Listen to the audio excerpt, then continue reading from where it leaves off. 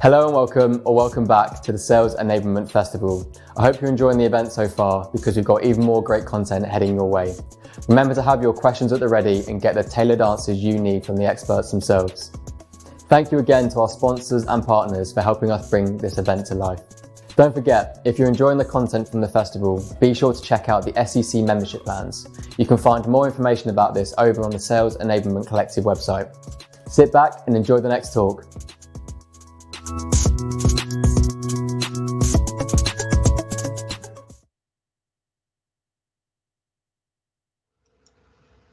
Hello, my name is Nikki Barnicott, and today I'm delighted to talk about one of my favourite subjects: how do you deliver meaningful enablement at scale?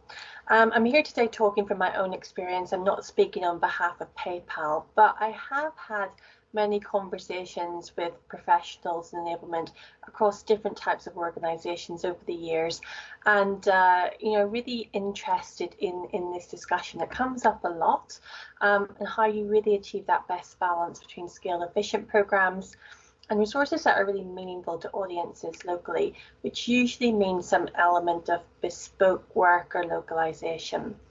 I've really thought about what I've learned and absorbed over the years, and I'll be laying out 3 approaches that may be useful for you in your roles. But first of all, let's consider the context of the question in how enablement receives and manages requests in the first place. Now, a good enablement team is the accelerator of the sales function. You may have a charter, a robust intake process, a clear dashboard of work with metrics, and those metrics may even be related to ROI and revenue attainment. And that's pretty standard stuff. What typically happens, even with all of those really great things in place, is that the pipeline of work will face substantial pressure on a regular basis. There will often be unplanned or bespoke requests that come in over the fence that you need to respond to, and this can be stressful. It can be difficult to manage, and it can be difficult to say no or not yet. The sales enablement pipeline of work from anyone I've ever spoken to is one of the greatest pressures of the roles I think there is, and there is significant value to be gained to knowing how to manage the planned and unplanned, and also having agreements in place to manage expectations. Now, common unplanned scenarios could be the sales VP you've worked really hard on developing a relationship with. They get in touch, they want a bespoke training request. You're already jammed, the pipeline is full up, your resources are already under pressure, and you know it's going to take significant resources, and perhaps this training is even unusable by anyone else. So, what do you do? Well, this is real hamster wheel territory. That's what I call it anyway. Unless you've agreed an approach of how to manage this unplanned or hyper-local requests, you can really start to get caught off guard by it pretty quickly. And what sometimes happens is that you can drift into what I would call random acts of enablement. Those big planned initiatives, I don't know, something like onboarding, new hire onboarding program, can get pushed out quite easily. They can get extended, their timelines can slip. And so unless you create an approach that manages both big and local, you may find yourself in a dangerous cycle. So only you can decide how you lead a way through this. And it's really one of the privileges of enablement, I think, is that you have this big, broad horizon that you can see across the business. You can really think about where you can best inject your team and your resources. And you can take a lead in how to best support the business requests. I think this is the part of the job that makes it really interesting. And as much as we would all like to follow the theory of building a mature sales enablement function, we usually will have to be agile. We usually will have to kind of take a sense on the day, what are we really going to do? And you can find yourself, pretty easily floating between planned and unplanned. And it's confusing for you, it's confusing for your team, it's confusing for others, and people will start to question, what do enablement do, what are they responsible for? With a very planned, mature enablement culture, you really need to have a planned business culture, and the two need to be in sync. So if, for example, if you are starting an enablement function in a startup and you have visions of creating a mature planned enablement function, you will find that difficult, and you probably will face some dissent over time. Enablement can lead the way, but it also needs to be responsive to the business it's in order to be trusted. So you do need to match the culture of enablement to the culture of the business. And I'd rather think about what enablement team do I want to build, actually what enablement team does this business need, and where do I want to take it to. So what do we have today, what's required, and what's our next steps. The pressure and the danger of being overly responsive, which is kind of an immature model, is that you are in the world of random acts of enablement, and that can feel very it can be very distracting. You can feel busy, there's lots going on, you feel in demand, you're in lots of meetings, there's lots of conversations, it's all very exciting. You'll probably have good relationships with sales teams. You'll also find some dissatisfaction bleeding through. The team can be so busy keeping up with incoming requests that actually they can't move forward, and you can't move the business forward, so you're trapped in this cycle. And also the other side of this is that so those bigger issues or the bigger needs of the business can't be addressed because you're so busy doing the smaller things. And for your team, this can be a source of frustration, I think, in that they don't feel really equipping the sales teams to move forward or develop in the way that they can see they need to, and the sales or revenue teams might actually say, what do enablement do? They're very nice and very helpful, but what do they actually do? And you might see them going to third parties a lot, and it all gets more and more random over time if you get stuck in that model. I think, though, both realities, the mature and the immature, exist across multiple organizations. And I've even spoken to some organizations where a very mature enablement function sits in the same organization as a very immature enablement function. So, that's the reality. It can be also really difficult to keep a balance between scale and local to deliver meaningful enablement. And, it's one of our challenges. So this is an area, I've definitely seen and talked about a lot. And I think what I've seen is there's 3 different approaches on how you can manage the balance. And here's my number 1. The first way of doing it is kind of have a hybrid approach. It's up to enablement to manage the reality and see the business requirements for what they really are. But if your planning process doesn't reflect the reality of what is required, or doesn't have enough agility or guardrails to respond to local asks, you may find yourself redundant or bypassed unless you make your team relevant. Now, most enablement usually requires some sense of localization to make the enablement piece truly meaningful, so bake it into your planning, have a hybrid approach. A successful way of doing this is through local satellite teams that are resourced to lead paths from a central team. They will be equipped to deliver either with local resources or local agency budget. And inevitably, they'll be close to the ground, right? They'll have good relationships with local leaders, they'll understand local market nuances, they'll be able to deliver with significant impact in a way that global centralized teams find difficult. Protecting these resources for localization will make sure that your scale programs are delivered locally.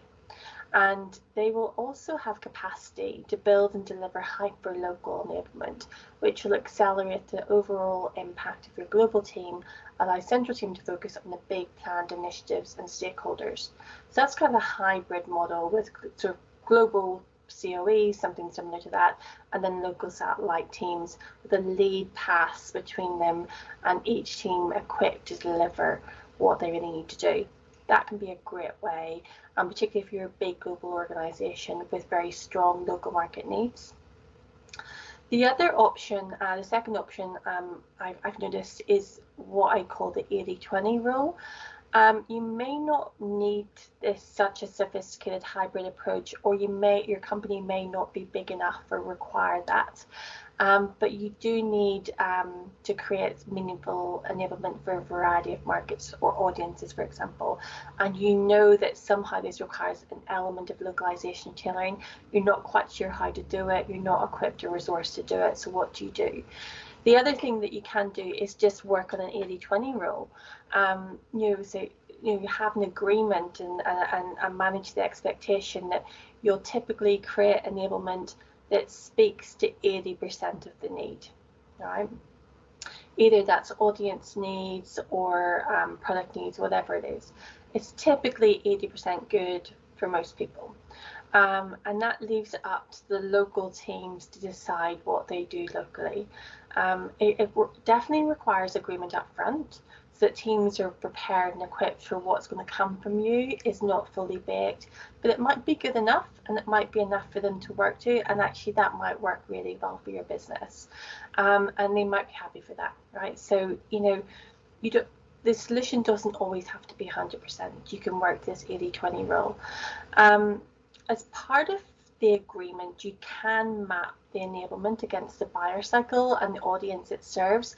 So in discussion and communication of this 80-20, you can make it very transparent and obvious which parts of the buyer cycle, which audiences are fully supported, where they're partly supported, where there are gaps. And reflecting these and also taking local tenure, experience, skill set into account, you can discuss areas where local leaders feel exposed after this 80-20 or as this 80-20 is being built, and think about, does this create a need for a phase 2 or a second version, or do I need to do more? So it's not about assuming 80-20 works all the time, but that's kind of your operating principle, being very transparent about it, and then discussing, are there any pieces with this 20% that's left, are there any pieces that we're worried about that we want to address? In many instances, the 80-20 will work quite well enough for most teams. And then there's a third option. I really like this third option. I use it quite a lot. It's about having a scale plan with regular injections of local firepower. So if you know you have a stack of outliers, they may be very localized in their needs. You may want to schedule to support one of these or two of these each quarter as part of your overall plan, but call them something else. I've used names, I've heard names like accelerator, spotlight, firepower used. You can even call them pilot or test and learn. Using the word pilot and test and learn is really useful, I find, for creating momentum or energy around a project. And it just gives you a little bit more leeway about how you're going to approach it and who steps in to help. That slight separation can be useful in working out resources or giving momentum to this project. And I personally use this approach quite a lot, particularly when some of the bigger initiatives are being worked through and the delivery dates are less frequent.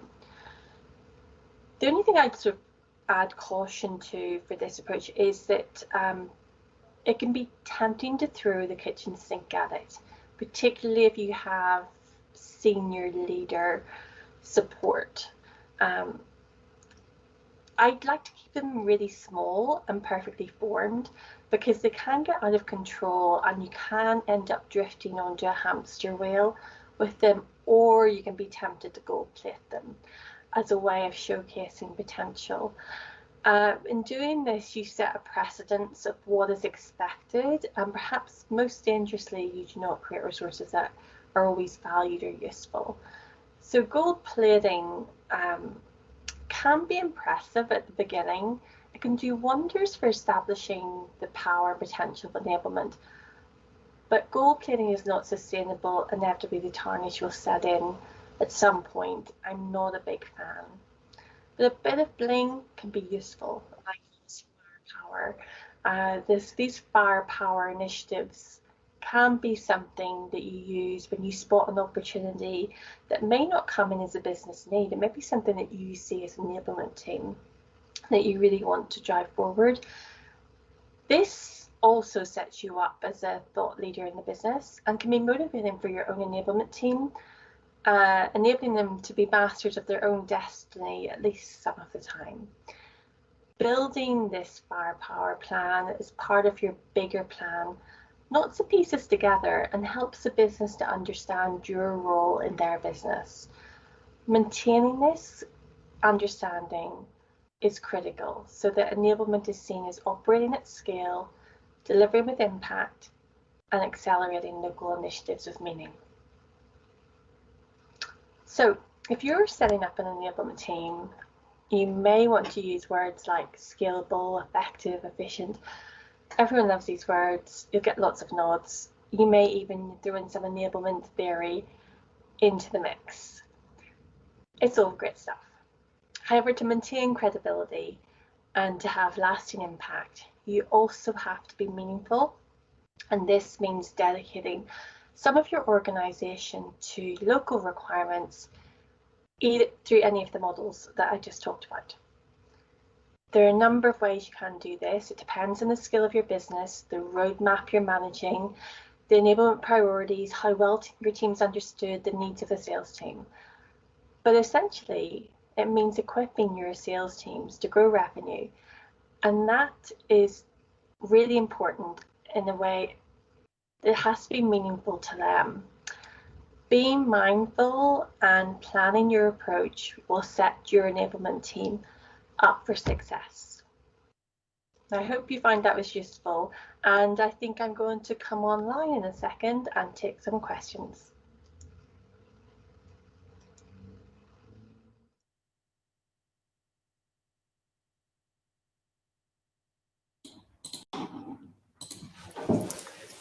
Nikki, thank you so much for that presentation. That was fantastic. And yeah, really insightful into kind of how you do deliver meaningful enablement on a global scale.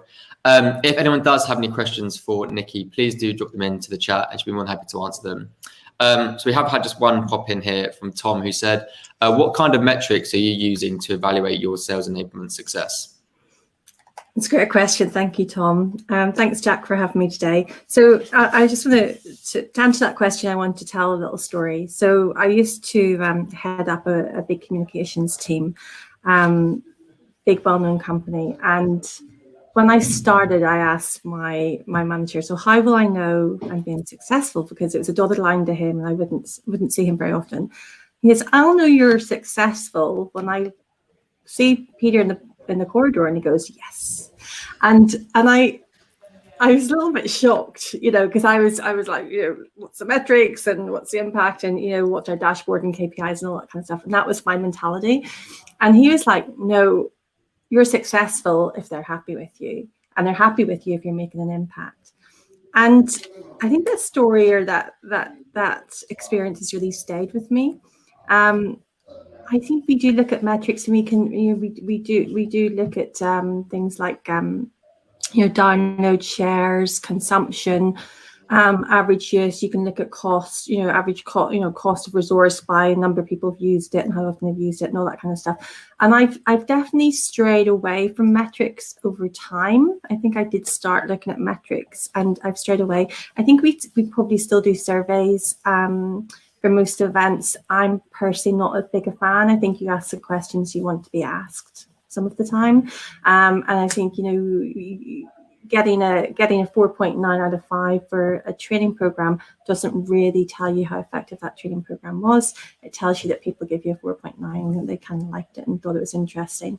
So I'm sending a really long way. I'm all about impact and about that kind of like personal connection, and people will tell me. And so if you have a trusting relationship with the sales teams that you support, if they're not saying anything, right? And if you get the nods and yes, that's fine, that's good, that's usually a bad sign. That worries me if I get lots of nods. If I have people come to see me and talking to me about what they're missing and the problems and concerns they have, that's an indication of the trust they have in me. And then I'm able to ask with confidence, how's it working for you? How are we equipping you? How am I supporting your teams? That's usually the focus of the conversation I have with sales leaders around the globe. How am I supporting you? I do my own discovery, and that's the metrics I use. And if I feel that I'm supporting those teams to reach their quota, that's my success criteria. But it's not this. It's not the standard model. I think some metrics are useful if you're establishing yourself, and it gives you a little bit of a hook for conversation. I would caution against getting too stuck in them because they usually don't tell you the real story. Yes, a great answer, and hopefully that answered your question, Tom. So the next question is, since sales enablement is fairly new as a specific role, what should companies look for to ensure they have the best talent? So what sales enablement talent are we looking for? Am I reading it right? I believe so, yeah. Okay, so sales enablement talent. So I think diversity of thought is really important, and diversity of experience is really useful. I really like people who have got marketing backgrounds because they know how to think about the customer need, and they start with that first. And when we think about what's the customer need and how we speak into these customers, I think you're on your way to creating really great enablement. So somebody with a really good marketing insight, visual storytellers are really important. So I like the art of storytelling. We were on a panel earlier, Jack, and we talked about video, didn't we? About sort of selling through video, and I think that's probably one of the emerging trends is how we can create really compelling video in enablement to sell to our merchants. And I mean really compelling, like a custom video that speaks to them and speaks to their needs and their pain points and the solutions that we can offer to help them. I think that's probably something that a lot of enablement teams are just stepping into. So I'm looking for, agility, all the usual stuff, right? Agility, ability to pivot on a dime, really collaborative, nice people to work with, responsive, understand the the intention and the output and the impact. I'm really focused on that. I'm less interested in people who are purists.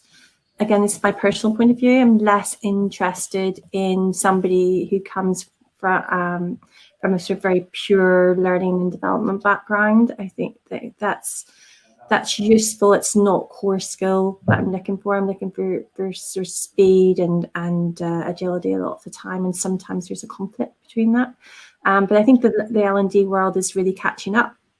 I'm seeing a lot of movement in that world, and I think it's getting much closer to what's needed. So I think people who can talk to salespeople, who understand them, who like salespeople, right? You've got to love your teams, don't you? Yeah. You've got to love them, be really connected with them, like them, work in that relationship. It's a big ask. I think, we're looking to, a lot, sales enablement's really growing. There's like so many jobs, and it's a big ask for what we're asking from people. So I think it's a great opportunity. And I think probably a lot of people in related industries like marketing, communications, don't know about enablement. I think I was doing enablement before it was called enablement as well. Is anyone else like that? Anyone else? I used to think, is this what I do? But I didn't know what it's called. And then I heard it was called enablement. Oh yeah, that's what I do. So there might be people sort of doing it, not realizing they're in the sales enablement industry, and events like this are really great for bringing people together and helping to grow our collective knowledge. Yeah, great answer again.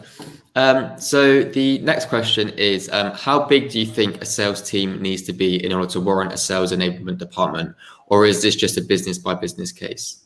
Yeah, I think it's a great question, Frank. I don't know the answer to that. I think it's a business by business case. I think, I've heard of companies with really massive enablement teams and many enablement teams within that organization, and I sometimes, wow, what do they do? It's like seeing so many people. And then I've, heard, other big organizations running very, very leanly. I don't know if there's a model, a ratio model that works. I think it's about the maturity of the business. And I talked a little bit about that in the recording earlier. The maturity of the business kind of should drive the enablement need, and also the pace of the business. So how mature is your business? How much is it growing, expanding? What do your sales teams need to be kept abreast of? So if you've got a really transformational organization, you might just need a team even just to focus on onboarding, because you're hiring so many people. The onboarding content's going to be changing a lot, and you just need to ensure that those teams are ramping up really, really quickly, because the pressure is on growth. And that's probably a situation where you'd want to have a substantial team.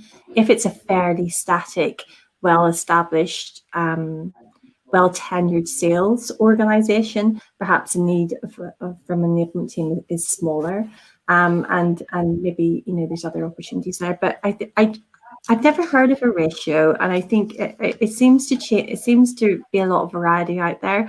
I think it's just look at your business and think about the opportunities that you could make, and if you think you're under-resourced, then you can build the potential or a business case for that. Yeah, nice. So we have had another question come in. Bear with me whilst I read this. So it's I work in a scale-up, so around 400-ish employees, and more specifically, I work with a smaller team of 10 sales reps globally across 6 regions. As the sole enablement lead for this team, I'm struggling to prioritize my time across the 6 regions. I'm trying to find themes that overlap regions. However, I'm concerned that I'm not creating impactful enablement for the reps, as the enablement content isn't regionally specific. Any recommendations on how I should prioritize the regions? Great question, Harry. I think that's a really common question. So some of the suggestions I gave, you might want to sort of replay the video and listen to that again, because there's some things in there that might be useful for you. I think, you're in hamster wheel territory there, aren't you? It's like you're just trying to deal with everything, and it all becomes very bespoke and very custom, and you'll fall off the wheel, and actually you'll feel you're not really delivering with impact. So it's a case of kind of like really looking at your landscape quite coolly and with a detached view, kind of like, okay, what are the top 3 things that the teams are selling? What are the top 3 markets? What impact would I have if I focused on those? And perhaps that's your framework. Or where is the skill set, and is there a next level up that I can get how many is it? 10 reps leveled up. What can I do to leverage people? So if there's 400 people, are there other people in those offices, those 6 regions, that you can leverage, that you can lean on to support those teams? So they may not be within your remit, but they may be able to become virtual team members. I do this quite a lot. Like I support one of the teams that I support is Australia, and I have like a 2-hour crossover at their end of day, my morning. I can't be with them that much, so I lean on local sales ops, local PMM quite heavily to do some of the work that I would normally do if they were closer, because they just need someone in their day who knows what they're doing and can guide them. So I kind of would look for kind of hybrid models for the teams that are harder for you to touch, but look to see where you can have the most impact most quickly, what really matters, and you will have to sort of put a line down and say, I'm going to do this, I'm not going to do that, or I'm not going to do it yet. So phase 1, so you can even work this out and then have the leaders review it, validate it, come up with an agreed solution, and then phase your work so you're not being overwhelmed with it all at once, and everyone's clear of what they can expect from you. Nice, yeah. And I do actually have one final question for you that I've kind of asked a lot of speakers before, and I'd love to get your input as well, is quite simply, what tips do you have for someone who is new to a sales enablement role? So join other enablement people on LinkedIn. Just do a search, sales enablement on LinkedIn, and connect with as many people as possible. You'll see what they're posting, and you'll learn from that a lot. I think it's a very giving community. People really share what they're learning because we're all fairly new to it. It's really young industry. So you'll pick up those. That's one top tip. Second, join events like this and other events. And there's some really good books. If just do a Google search, and some really good textbooks that talk about the frameworks that will help you structure how you talk about it. But most importantly, get to know your sales teams, build trust with your sales leaders, and get them to guide you on what's important. Nice bit of advice. Perfect. Thank you. So yeah, that does conclude this session. If anyone does have any more questions or would like to follow up on the session, please do connect with Nikki over on LinkedIn, and I'm sure she'll be more than happy to answer any questions and keep the conversation going. So that being said, Nikki, thank you so much, and thank you to everyone that's tuned in, and we'll see you all very soon. Thanks, everyone. Thanks, Jack. Thanks, Nikki. Bye, everyone. Bye-bye.